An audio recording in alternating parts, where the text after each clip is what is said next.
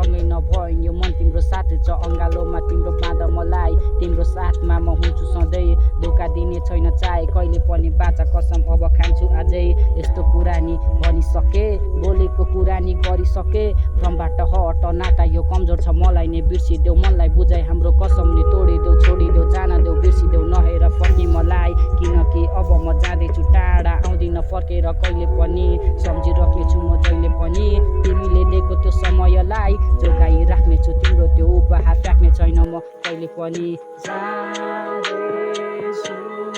टाढा